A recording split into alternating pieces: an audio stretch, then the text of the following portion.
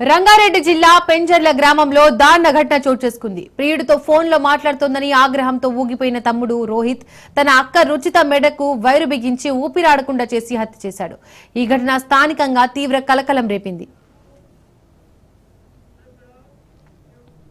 పోలీసుల కథనం ప్రకారం గ్రామానికి చెందిన మేస్త్రి దేశాల రాఘవేందర్ సునీత దంపతులకు 2 కుమార్తెలు 1 కుమారుడు ఉన్నారు. వారి పెద్ద కుమార్తె రుచిత డిగ్రీ పూర్తి చేసి ఎంబీఏ అడ్మిషన్ కోసం ఎదురు చూస్తోంది. అదే గ్రామానికి చెందిన ఒక యువకుడితో ప్రేమకు వ్యవహారం నడుపుతోంది. ఈ విషయంపై గతంలో కుటుంబ సభ్యులతో గొడవలు జరిగాయి. పంచాయతీ కూడా జరిగింది. అప్పుడు రుచిత ఆ యువకుడు ఇకపై మాట్లాడుకోబోమని చెప్పడంతో సమస్య తాత్కాలికంగా సద్దుమణిగింది.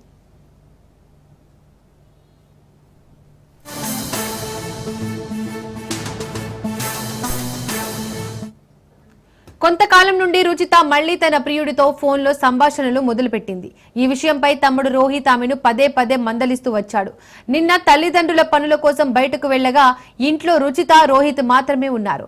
ఈ సమయంలో రుచిత తన ప్రియుడితో ఫోన్లో మాట్లాడుతుండగా రోహిత్ గమనించి ఆమెతో తీవ్రంగా గొడవపడ్డాడు. కోపంతో రోహిత్ ఒక వైరుతో ఆమె మెడను బలంగా బిగించి ఊపిరాడకుండా చేయడంతో రుచిత అక్కడికక్కడే చనిపోయింది.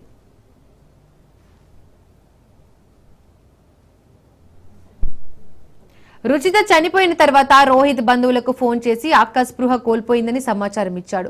బంధువులు వచ్చి పరిస్థితిని పరిశీలించిన తర్వాత వెంటనే పోలీసులకు సమాచారం అందించారు.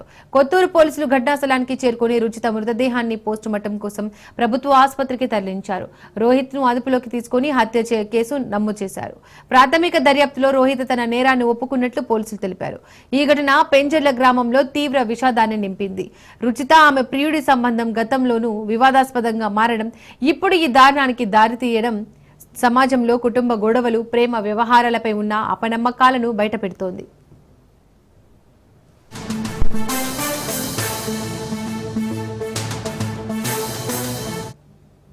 స్టేషన్ పరిధిలో పెంజర్ల గ్రామానికి చెందిన దేశాల రాఘవేందర్ వయసు 42 సంవత్సరాలు తన యొక్క పెద్ద కూతురైన దేశాల రుచిత వయసు 21 సంవత్సరాలు తన ఇంటిలో మంచంపై పడి చనిపోయినున్నదని పోలీస్ స్టేషన్లో కంప్లైంట్ ఇవ్వటం జరిగింది. అట్టి పిటిషన్ విషయంలో తన కొడుకు అయిన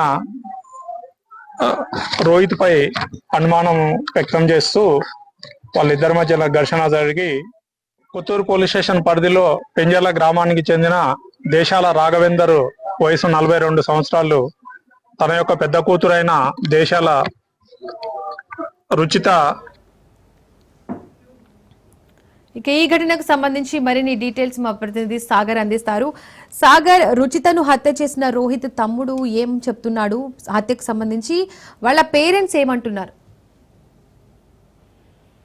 రైట్ జిప్కా, ఏదైతే రంగారెడ్డి జిల్లా షాద్నగర్ నియోజకవర్గంలోని కొత్తూరు మండలం పెంజర్ల గ్రామంలో అయితే విషాదం చోటు చేసుకుందని చెప్పుకోవచ్చు. ఎందుకంటే ప్రేమ వ్యవహారాలు కాస్త హత్యలకు దారి తీస్తున్న పరిస్థితి అయితే కనిపిస్తుంది. ఈ మధ్య కాలంలోనే ఇటు ఉమ్మడి మహబూబ్నగర్ జిల్లా వ్యాప్తంగా చాలా ఘటనలు అయితే ఇలాంటి ఘటనలు చోటు చేసుకుంటూనే ఉన్నాయి. అయితే నిన్న ఏదైతే రిషిత అనే యువతి ఇంట్లోనే అనుమానాస్పదంగా మృతి చెందడానికి సంబంధించి ఇటీవలే ఆమె డిగ్రీ పూర్తి చేసుకుని ఇంట్లోనే ఉంటుంది, అక్కడే జీవితాన్ని కూడా కొనసాగిస్తుంది. అయితే ఒకసారిగా కూడా రిషిత ఇంట్లో మంచంపై మరణించిన స్థితిలో పడి ఉండడాన్ని గమనించిన కుటుంబ సభ్యులు వెంటనే పోలీసులకు సమాచారం ఇచ్చారు. అంత ముందే అయితే రిషితకు సంబంధించి ప్రేమ వ్యవహారం వల్లనే ఈ హత్య జరిగిందంటూ కూడా ఇటు పోలీసులు అయితే నిర్ధారణకు వచ్చారు. ఎందుకంటే గతంలో రిషిత అదే గ్రామానికి చెందిన వాళ్ళ కుటుంబ సభ్యులకు సంబంధించి కూడా రిలేషన్ లోనే ఒక వ్యక్తిని ప్రేమించిందంటూ కూడా గతంలో పంచాయతీ కూడా పెట్టారు. పంచాయతీలో ఇద్దరి తరఫున కూడా మళ్ళీ వీళ్ళతో మాట్లాడమంటూ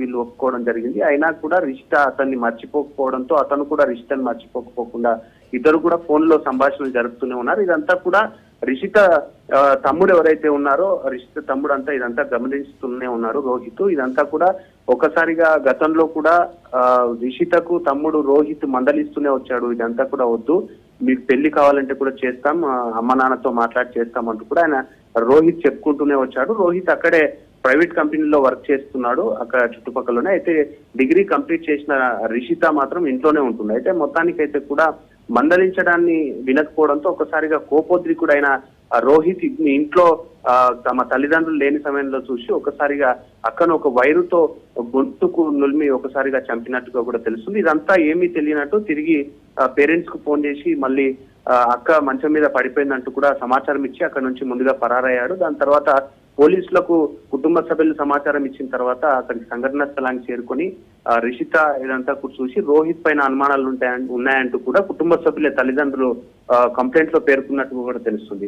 దీంతో పోలీసులు రంగంలో దిగి ఇటు రోహిత్ ను అదుపులోకి తీసుకున్నారు. రోహిత్ ను పూర్తిగా విచారించిన నేపథ్యంలో ప్రాథమికంగా తానే హత్య చేశానంటూ కూడా ఆయన చెప్పుకొచ్చిన పరిస్థితి కూడా కనిపించింది. ఎందుకంటే తన అక్క గతంలో నుంచి కూడా వద్దు అంటూ మందలిస్తున్నా కూడా వినడం లేదు, అక్కడే వేరే అతనితో మాట్లాడుతుందనే కోణంలో అతను చెప్పుకొచ్చినట్టుగా కూడా తెలుస్తుంది. మొత్తానికైతే కూడా పోలీసులు ప్రస్తుతానికైతే రోహిత్ ను అదుపులోకి తీసుకున్నారు. విచారణ అనంతరం రిమాండ్ తరలిస్తామంటూ కూడా పోలీసులు చెప్పుకొస్తున్న పరిస్థితి. ఇటు కుటుంబ సభ్యులు మాత్రం రోహితే చంపాడంటూ కూడా వాళ్ళు ఆరోపణలు చేస్తున్నట్టు కూడా తెలుస్తుంది. Right Sagar, thank you.